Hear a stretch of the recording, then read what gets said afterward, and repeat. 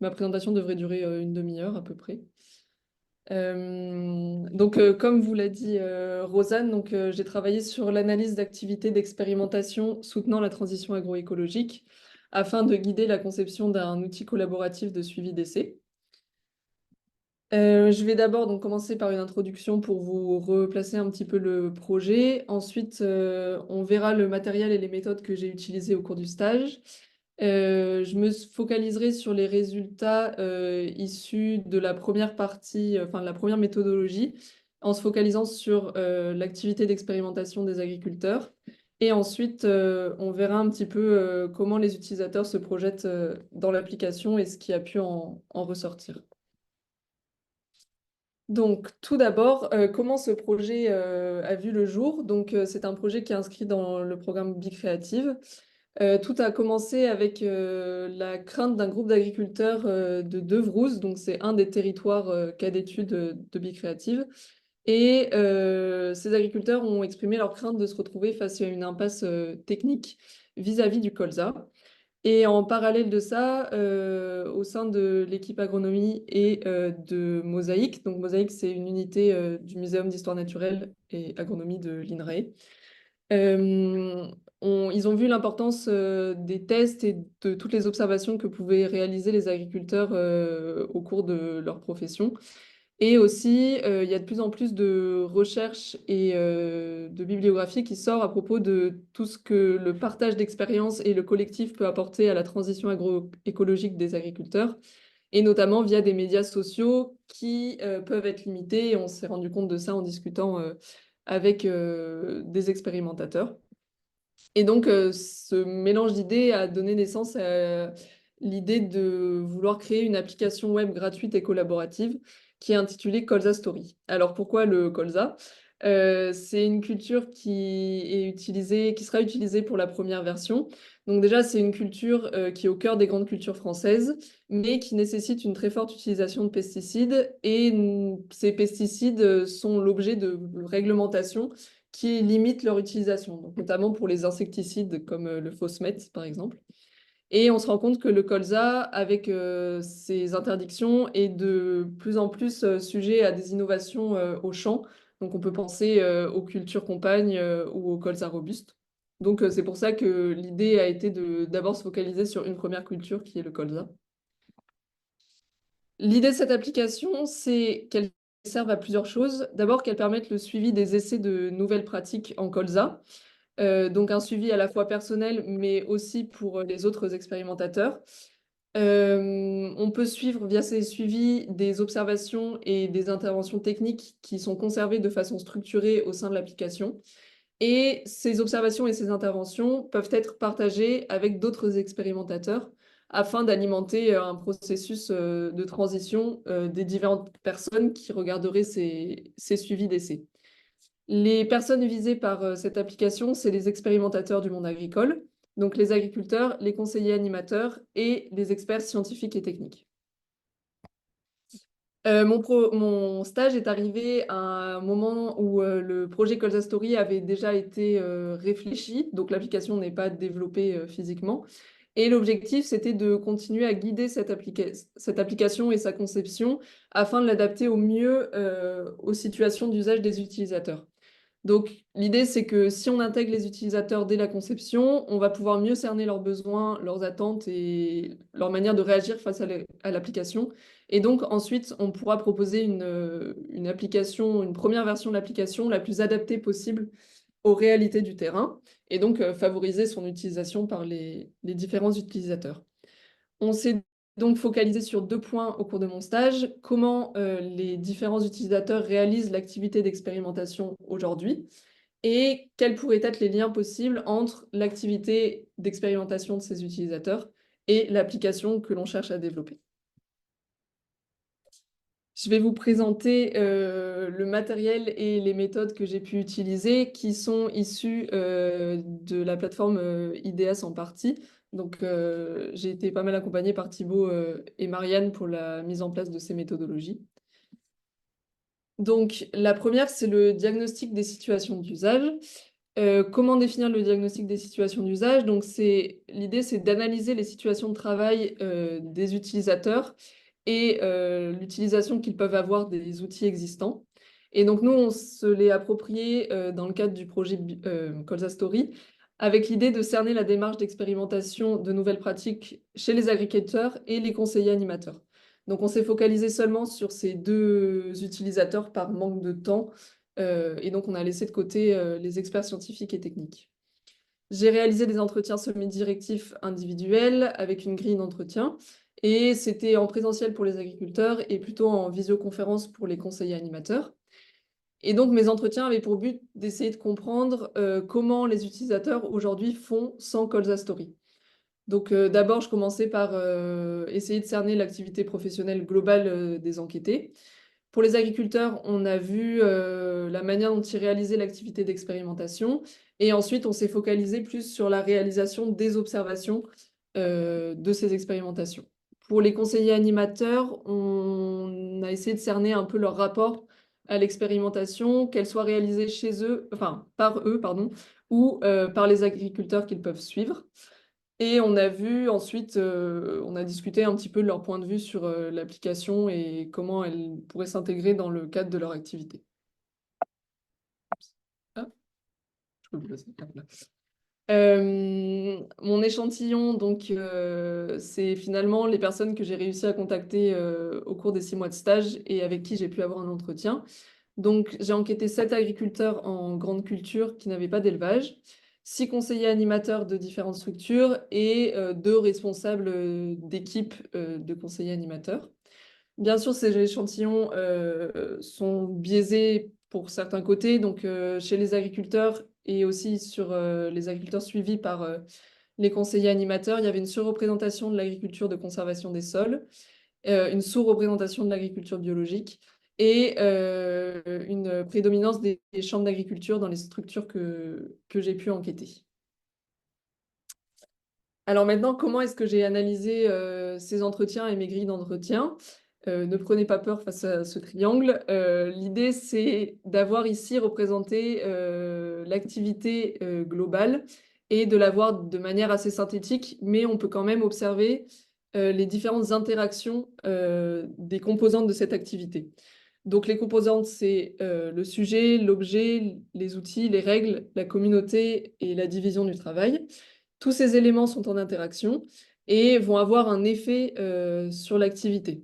Je m'en suis servie également de ce triangle d'activité pour en faire un support d'analyse, comparative entre ce que pensent les concepteurs et ce que j'ai pu, observer et tirer des entretiens. Donc finalement, on a un sujet qu'on a cherché à analyser qui était notre sujet d'étude. On a vu un peu que ce sujet, il a des objectifs, lorsqu'il met en place son activité. Pour réaliser ses objectifs, il va utiliser divers outils qui vont venir, l'aider à réaliser son objectif. Il sera soumis à des règles, donc soit des règles qui vont lui permettre de réaliser plus facilement ses objectifs ou au contraire qui vont le contraindre. Ces objectifs, il va les réaliser en étant accompagné par une communauté avec des acteurs divers et variés. Et cette communauté pourra également, l'aider dans la réalisation, du travail avec, une division horizontale ou verticale du travail. Et ensuite, comme je vous le disais tout à l'heure, ce système d'activité a des effets et va avoir des impacts, qu'on verra ensuite, dans les résultats. J'ai également utilisé une deuxième méthode donc qui vient après ce diagnostic des situations d'usage. On appelle ça le test de prototype en situation d'usage et l'idée, c'est de mettre en scène, un prototype en cours de conception, donc ici un prototype de notre application, dans une situation réelle d'activité, heu, pour cerner d'une part comment l'application pourrait faire évoluer les activités liées à l'expérimentation et d'autre part comment, les contraintes et les besoins de ces différentes activités pourraient faire évoluer l'application pensée. C'est exploratoire, dans ce que j'ai pu réaliser au cours de mon stage, donc j'ai réussi à faire un atelier collectif de 2 heures et demie avec, 3 conseillers animateurs de 2 chambres d'agriculture différentes. Je vais pas vous présenter très précisément cet atelier et la manière dont c'est déroulé, parce que comme je vous l'ai dit, c'était exploratoire. Mais on réutilisera des résultats qui ont pu être tirés de ces échanges dans la dernière partie de l'exposé. Alors, pour les résultats, on va se focaliser sur l'activité d'expérimentation des agriculteurs, en voyant un petit peu quels sont les résultats du diagnostic de situation d'usage, avec d'abord un triangle d'activité pour l'agriculteur expérimentateur, et ensuite deux, trois compléments au triangle qui aura été présenté. Donc l'activité sur laquelle on s'est centré, c'est celle d'expérimentation, et plus particulièrement sur certains points, celle du suivi de l'expérimentation, puisque c'est ce que permet de faire Colza Story. Notre sujet, c'était l'agriculteur expérimentateur qui était déjà engagé dans un processus de transition agroécologique. Cet agriculteur avait un objectif, un but. Donc, avec les 7 personnes qui ont été enquêtées, on se rend compte qu'il y a quand même une diversité d'objectifs, mais que le point commun, c'est quand même de produire des connaissances qui sont adaptées. Donc, adaptées à quoi? On a l'adaptation à un contexte technique, à des contraintes techniques, mais aussi au contexte pédoclimatique, avec des contraintes, par exemple, de météo ou de type de sol. Et on se rend compte aussi quelque chose qui n'avait pas été spécialement cerné, c'est que ces essais, ces expérimentations peuvent être mises en place par simple curiosité de la part de l'agriculteur. Pour réaliser ces objectifs, il se sert d'outils. Ce qui est ressorti des entretiens, c'est que finalement, il utilise peu d'outils pour suivre les essais. Donc généralement, c'est l'utilisation de la mémoire. Les personnes que j'ai enquêtées se rendent bien compte que leur mémoire est limitée et qu'ils perdent des informations au fil du temps. Mais ça rejoint un peu le fait que peu de personnes formalisent de manière écrite des choses qu'ils vont dire à l'oral ou qui vont être échangées avec des pairs, par exemple. Et la seule manière de formaliser que tous utilisent, c'est les outils de traçabilité, puisque ce sont des outils obligatoires pour entrer notamment les interventions techniques. Par contre, si on n'a pas d'outils de suivi d'essai, on a des médias sociaux qui permettent d'être en contact facilement avec les différents acteurs du monde agricole et les différents acteurs qui viennent encadrer notre sujet agriculteur expérimentateur. Donc, cet agriculteur expérimentateur n'est généralement pas complètement seul. Autour de lui gravitent d'autres acteurs. Donc, on va avoir d'autres agriculteurs qui font partie, par exemple, du même groupe que lui, des conseillers qui viennent soit lui apporter un regard très technique sur certains points, soit qui viennent l'accompagner dans sa démarche globale, et des experts scientifiques ou techniques, par exemple, si notre acteur fait partie d'un projet en lien avec la recherche. Cette implication des différents acteurs que je viens de vous présenter et leur diversité va dépendre beaucoup du profil des agriculteurs, de leur isolement au sein de la communauté et aussi un peu du réseau qu'ils se sont créés au fur et à mesure de leurs expériences.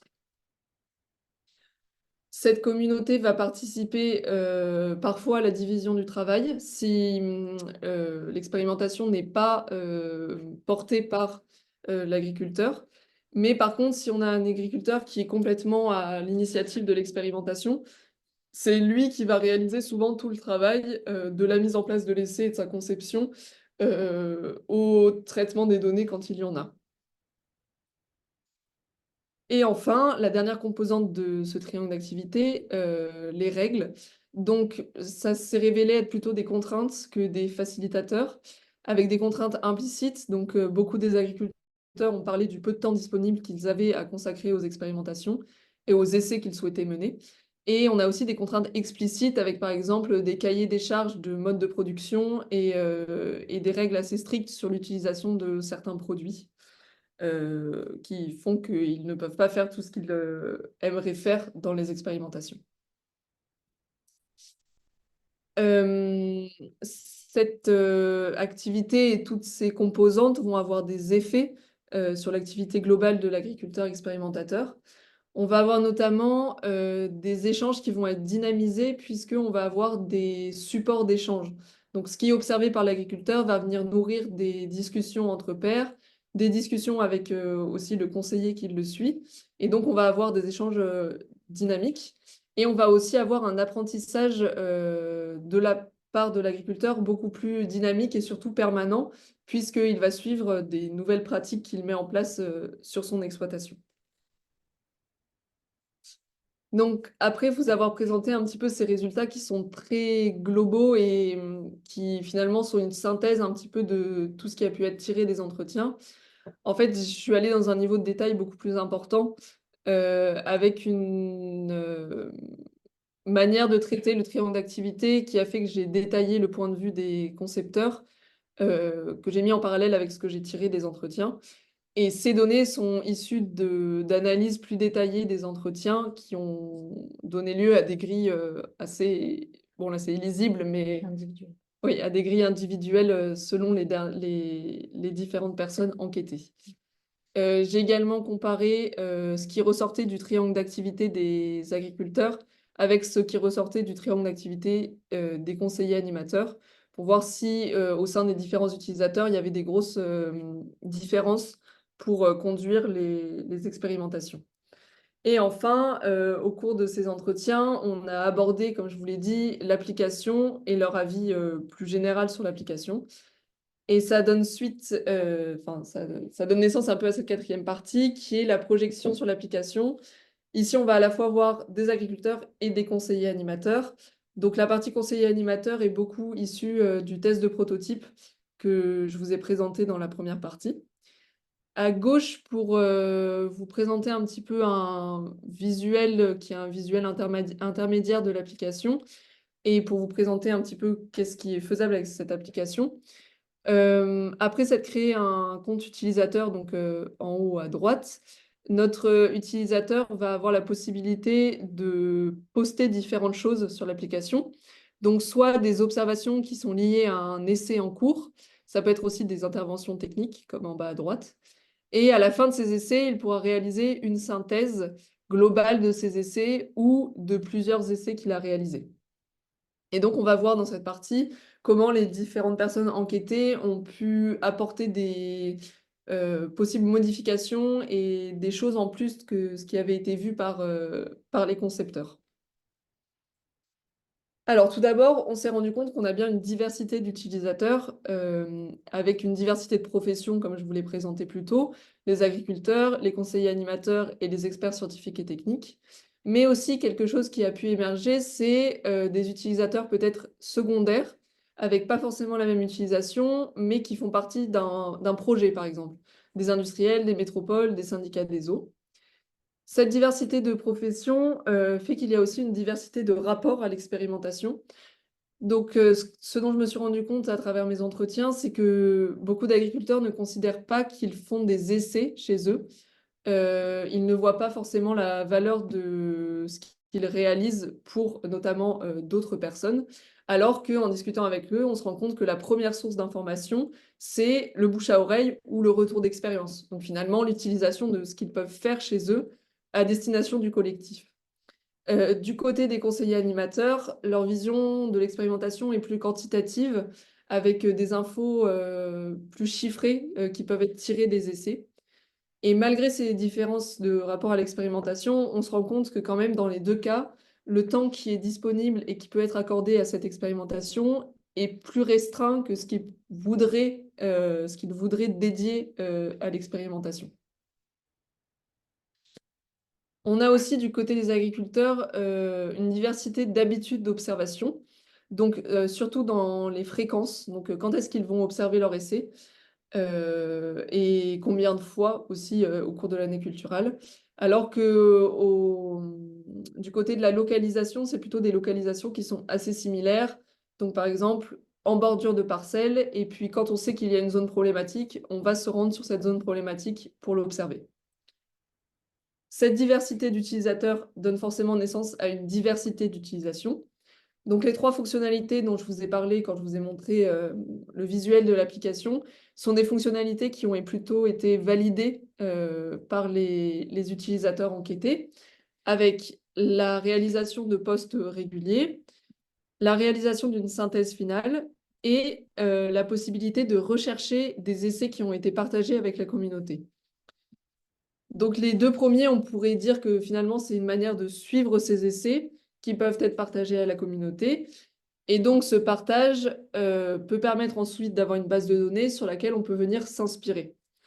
Quelque chose qui est ressorti des entretiens, c'est que l'inspiration serait bien si elle pouvait être complétée d'un possible contact avec les utilisateurs qui ont posté ces essais, et notamment les utilisateurs qui ne font pas partie du cercle proche ou du cercle habituel de l'utilisateur. Pour le suivi des essais, on a quand même des différences entre les agriculteurs et les conseillers animateurs. Donc, pour les agriculteurs, finalement, on se rend compte que pour que l'application fonctionne correctement, on aurait besoin qu'ils s'investissent dans la saisie de leurs données et qu'il y a une importance majeure de ce côté-là au fait qu'ils puissent saisir des informations pour suivre leurs essais. Les conseillers animateurs ont fait part du fait qu'ils ne rentreraient sans doute pas l'intégralité des données qui peuvent être liées à des essais très structurés, comme les essais microparcelles, parce que c'est trop complexe et trop volumineux. Mais que par contre, s'ils sont aussi dans le suivi de certains agriculteurs, peut-être qu'un des rôles à réfléchir et à voir comment ça pourrait être mis en place, c'est de venir appuyer l'agriculteur dans la manière de rentrer ses suivis et finalement venir l'aider à prendre en main l'outil et rentrer dans ses habitudes, le fait de rentrer des informations sur ses expérimentations. Du côté de l'inspiration, on a aussi quelques différences. Donc, lorsque l'agriculteur met en place un essai, il va chercher des informations adaptées à son propre contexte pédoclimatique et sociotechnique. Alors que le conseiller, alors ça peut être le cas si c'est lui qui réalise l'essai, par exemple en station expérimentale ou sur une parcelle qui a été prise ou utilisée chez un agriculteur. Mais par contre, s'il vient suivre un agriculteur, sa manière de s'inspirer, ça va être pour répondre à une question et pouvoir fournir un conseil direct et très personnalisé à l'agriculteur qui est suivi. Des choses qui sont ressorties à propos de ces deux fonctions, donc le suivi et l'inspiration. Le suivi permettrait de pallier à l'oubli qui est dû au fait que pas grand-chose n'est noté, mais qui pourrait aussi permettre de se forcer à noter plus de choses que ce que l'on penserait à noter sur un bout de papier en rentrant du champ, et donc adopter une nouvelle manière de noter ces suivis d'expérimentation. Et aussi, ça pourrait permettre de prendre du recul avec les synthèses sur l'essai qu'on vient de réaliser, sur l'année culturelle qui vient de s'écouler. Sur le côté des inspirations, beaucoup de personnes ont mis en avant le fait de pouvoir se comparer avec d'autres expérimentateurs qui ont des contextes assez similaires. On a eu par exemple l'idée de générer un pourcentage de ressemblance entre mon essai et l'essai que je suis en train de regarder. De pouvoir aussi sauvegarder des essais intéressants. Donc par exemple, si on imagine quelqu'un qui fait une espèce de bibliographie avec cette fonctionnalité de moteur de recherche, elle va forcément avoir besoin de sauvegarder les différents essais qui ont pu l'intéresser pour économiser du temps et pas avoir à rechercher plusieurs fois la même chose. On peut aussi avoir l'idée de vouloir s'abonner, donc soit à des utilisateurs parce que leur essai nous intéresse de manière générale, soit à des thématiques, puisque ce sont les thématiques qui nous intéressent lorsqu'on réalise une expérimentation ou des essais sur ces parcelles. Après avoir vu un petit peu la diversité des personnes et la diversité des situations dans lesquelles ça pourrait être utilisé, on est rentré un petit peu plus dans ce qui pourrait être posté sur l'application et on s'est rendu compte qu'il y avait à la fois un contenu qui serait obligatoire pour que les données puissent être réellement utiles à la fois pour la personne qui les poste et pour la personne qui les regarde, mais aussi un contenu beaucoup plus personnalisable pour s'adapter aux besoins et aux contraintes de chacun. Lorsque on regarde le profil de l'utilisateur, quelque chose qui serait bon d'avoir et qui aiderait fortement à la compréhension de l'essai, c'est le contexte géographique, le contexte pédoclimatique et le contexte sociotechnique.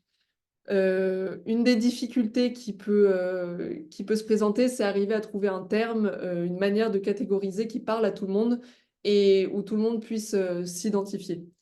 On a eu aussi beaucoup un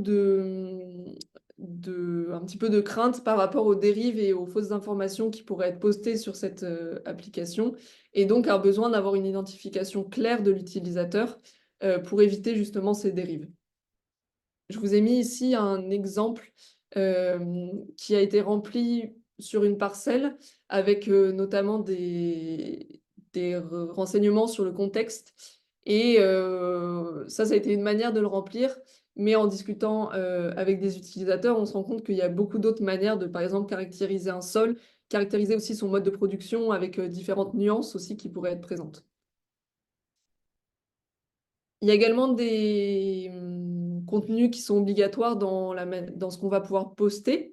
Donc ce qui est ressorti souvent, c'est avoir une localisation précise de l'observation, avec peut-être les éléments, du contexte qui viennent l'entourer, des haies, des rivières, ou des choses qui viendraient impacter, la parcelle directement.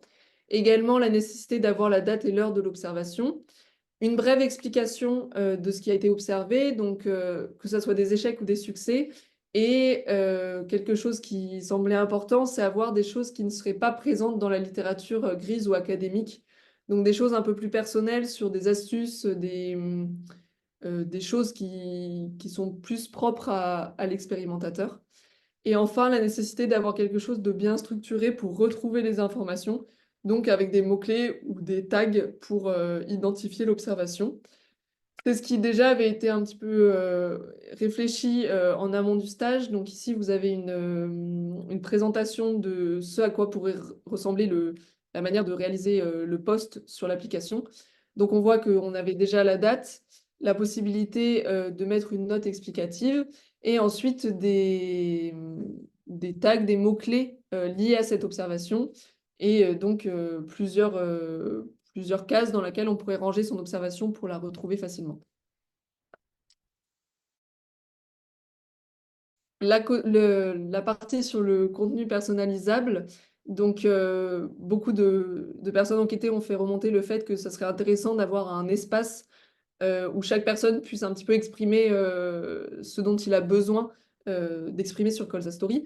Donc la possibilité de mettre des photos ou non, la possibilité, si on le veut, de mettre des données quantifiées. Donc, plusieurs fois, s'est posé la question de, ensuite, ces données quantifiées, comment pourraient-elles être extractibles de l'application?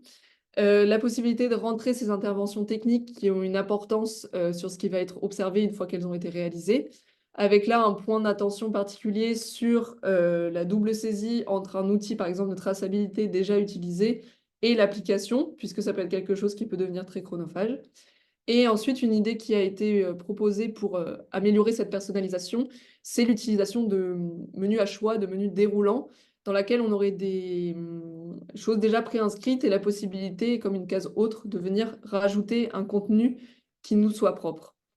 On se rend compte que finalement, il y a quand même beaucoup de choses qui peuvent être postées, beaucoup de manières de poster les choses aussi sur l'application.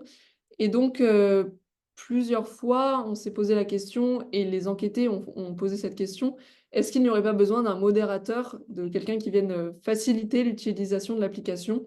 Et donc, une des grosses questions, c'est: est-ce que cette application peut s'auto-porter et s'auto-gérer, dans le temps avec tout le contenu qui pourrait y être intégré?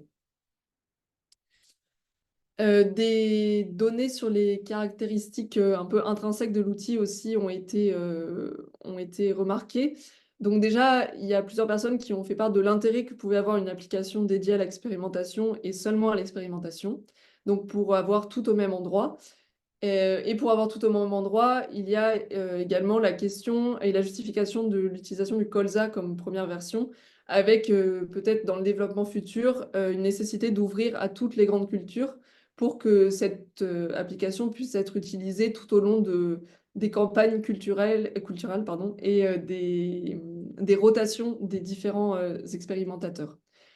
Et un point de vigilance, c'est que, dans certaines structures, cet outil, ne pourra pas venir remplacer les outils internes qui sont utilisés par, tous les partenaires d'un projet, par exemple.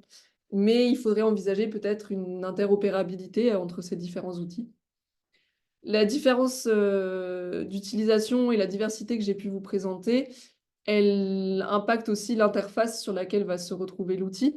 Donc, selon l'utilisation qu'on va en faire, on a besoin d'un support plus ou moins, pratique, transportable comme un téléphone, si on veut faire un post, au milieu de sa parcelle, mais aussi, un support peut-être plus clair, plus lisible comme un ordinateur si on veut faire de la recherche bibliographique. Et donc, par exemple, le transport, de l'application sur le terrain nécessiterait une disponibilité hors connexion, afin de pouvoir poster sur le vif et ne pas attendre et repousser ce travail de post d'observation. Et quelque chose qui est venu aussi, peut-être un peu changer la vision, des expérimentations, en parcelle qu'on avait, c'est que l'application serait plutôt utilisée pour des décisions stratégiques que des décisions tactiques, puisque les modifications en cours d'essai sont très rares. Généralement, on lance l'essai et ensuite, on va pas forcément faire des modifications dans la manière de le conduire. Et ça pourrait permettre de faire des liens avec, des choses qui se sont passées sur la parcelle qu'on a déjà rentrées et des nouvelles observations, donc avoir quelque chose sur le long terme. Et on a aussi cette idée de long terme avec les synthèses qui permettent d'avoir une réflexion, peut-être, avec une prise de recul plus importante, une fois la synthèse, réalisée. Donc finalement, tout ce qui a été vu sur la projection de l'application, c'est se dire qu'un des gros enjeux de l'application, c'est d'arriver à la faire devenir une habitude, chez les utilisateurs. Donc avec, une application qui doit être simple, intuitive et avec un visuel assez attractif et facile, de manipulation, finalement. Donc on en arrive à la conclusion et au cours de cette conclusion, je vais essayer de, revenir un petit peu sur, les grands points liés à l'application et aussi, aux impacts de l'application, sur l'activité d'expérimentation des différentes personnes que j'ai pu enquêter. Donc j'ai repris, ce triangle d'activité pour, voir sur les différents pôles où est-ce que l'application vient un petit peu, changer la manière dont aujourd'hui, les expérimentations sont réalisées. Donc là, on va considérer à la fois l'agriculteur et le conseiller animateur.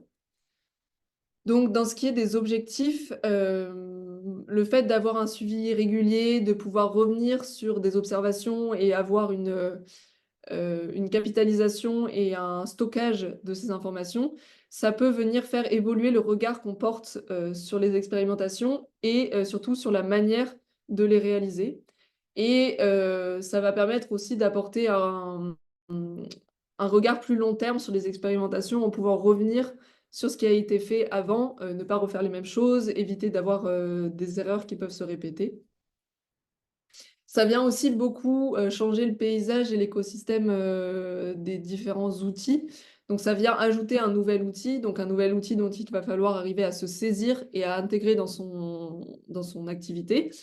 Un outil qui, pour le coup, est uniquement dédié à l'expérimentation agricole, donc qui nécessiterait peut-être des liens entre d'autres outils qui peuvent être utilisés et dont les données peuvent être importantes, comme par exemple des outils de traçabilité, qui pour, la plupart, vont pouvoir, contenir les interventions techniques. Ça va également avoir un impact sur la communauté, la manière de gérer la communauté. Donc on peut y voir, une manière d'avoir un contact, entre les différents, acteurs de cette communauté plus facilité, plus permanent.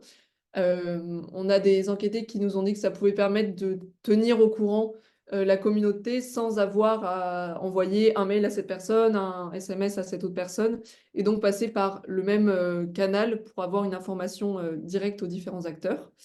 Et ça permet aussi d'avoir accès à une nouvelle communauté. Sortir des réseaux connus et pouvoir, finalement élargir son réseau avec une communauté, initialement inconnue. Ça vient aussi, modifier la manière de diviser le travail. Donc on retrouve, ce contact facilité. Donc par exemple, si, le conseiller va sur, la parcelle observer quelque chose, il pourra directement le stocker, sur, l'essai et donc l'agriculteur pourra le voir plus facilement. Et ça peut être aussi donc du coup, la possibilité d'utiliser un seul support, par ces différents acteurs qui vont réaliser des parties différentes de l'activité d'expérimentation. Au niveau des règles, ce que ça vient surtout, modifier, c'est la possibilité peut-être d'économiser du temps ou de mieux dédier son temps à l'expérimentation. Donc en ayant des données qui soient structurées et en conservant les données qui nous semblent, utiles. Et aussi au niveau de la recherche, donc plutôt la préparation de l'expérimentation, avec la possibilité de retrouver des contenus, rangés et stockés de manière, intuitive au même endroit. Et enfin, cette application pourrait permettre, avoir un effet de diffusion de certaines pratiques avec, peut-être quand même la contrainte ou la vigilance à avoir sur le fait qu'il ne faut pas prioriser, certaines pratiques quand on fait une recherche, que l'algorithme ne vienne pas mettre en avant toujours les mêmes pratiques et qu'il y ait une diversité très aléatoire de ce qui peut être proposé lorsqu'on fait une recherche via l'application. Donc on voit qu'il y a quand même une modification de cette activité d'expérimentation pour les deux utilisateurs, que ce soit les agriculteurs ou les conseillers animateurs qui ont pu être enquêtés. Pour finir sur une synthèse un peu globale de l'application, issue du coup à la fois des entretiens individuels et de l'atelier collectif, on voit que c'est une application qui peut avoir des forces, notamment donc avec le fait que ça soit dédié à l'expérimentation agricole, que c'est une application qui a pour but surtout d'être gratuite, qu'on a peu de contraintes sur ce qui peut être posté et ce qui peut être rentré dans l'application, qu'on peut avoir accès à des informations auxquelles on n'aurait pas forcément eu accès et pas forcément de manière claire. Donc par exemple, si c'est des informations issues de quelqu'un qu'on ne connaît pas, et que ça permet de visualiser sur le long terme les différents essais qu'on va pouvoir réaliser. L'application pourra aussi s'appuyer sur différentes opportunités pour son développement. Le fait que c'est peut-être une application qui peut être utilisée dans la dynamique de groupe et dans la dynamique de gestion de ces groupes, qui sont de plus en plus nombreux en France et qui testent de plus en plus de pratiques afin d'anticiper les impasses vis-à-vis face auxquelles ils pourraient se retrouver. Une utilisation aussi multimétier, donc avec les différents acteurs de l'expérimentation qui pourraient utiliser conjointement cette application. Et enfin, je l'ai cité à plusieurs reprises, l'interopérabilité avec des outils qui sont déjà utilisés et fortement utilisés dans les communautés d'expérimentateurs. Bien sûr, l'application fait face à des menaces, des risques, mais aussi des faiblesses. Donc, c'est une appli qui, étant collaborative, repose essentiellement sur l'application volontaire des utilisateurs. Donc, une nécessité de dédier du temps quand même à rentrer les informations et à se saisir de cette application. C'est une application qui aura un format unique avec une diversité d'utilisateurs et une diversité d'utilisation. Donc là aussi, c'est un peu un défi à réaliser, arriver à avoir un support pour plusieurs utilisateurs, plusieurs situations d'usage. La première version est uniquement focalisée sur le colza, donc peut-être que ça va laisser de côté certains utilisateurs pour la première version. Et enfin, ce qui était aussi une force avec le fait de pouvoir mettre des choses très diverses dans ce qu'on veut poster, ça peut être aussi une faiblesse avec du coup des données qui vont pouvoir être partielles puisqu'elles ne sont pas contraintes et donc derrière peut-être une difficulté de réaliser des synthèses puisque les données ne seront pas complètes. On peut aussi voir que l'application fera face à des risques. Donc, c'est une nouvelle application technologique dans un environnement qui est déjà plein d'outils pour le monde agricole. Comment vérifier aussi la véracité du contenu qui peut être posté sur l'application? Il y a aussi beaucoup de questions vis-à-vis de la sensibilité de ce qui sera posté et la nécessité d'avoir des informations qui peuvent être jugées sensibles par l'utilisateur, mais nécessaires pour comprendre l'expérimentation, puisqu'on est sur un outil qui est ouvert, donc accessible à tous. Aussi, peut-être une perception du côté chronophage de l'application, notamment par exemple la réalisation d'une synthèse. Qu'est-ce qui la réalise? Qu'est-ce qu'on met dedans? Et combien de temps ça nous prend pour réaliser une synthèse? Et enfin, une crainte qui a été soulevée par plusieurs utilisateurs, mais qui est une crainte plutôt liée aux outils technologiques en général, c'est comment on s'assure que les données qu'on va rentrer dessus ne seront pas perdues et ne seront accessibles dans un temps très long. Donc on voit que l'application est dans un environnement qui a déjà une manière de fonctionner vis-à-vis de l'expérimentation, mais qu'elle pourrait apporter des nouveautés et des facilitations de cette activité. J'en ai fini avec tout ce que j'ai pu réaliser au cours du stage et tout ce qui a pu ressortir par rapport à la fois à l'activité d'expérimentation et à la fois à l'utilisation de l'application. Et pour vous donner un peu des suites par rapport à ce qui sera réalisé vis-à-vis de Colza Story, normalement, le développement informatique devrait commencer au premier semestre 2025. Et ensuite, un test de prototype en bonne et due forme avec un support au cours des années qui suivent. Voilà. Merci beaucoup pour votre écoute. Et je remercie aussi toutes les personnes qui ont fait que ce stage a pu se dérouler et toutes les informations que j'ai pu tirer aussi des personnes enquêtées.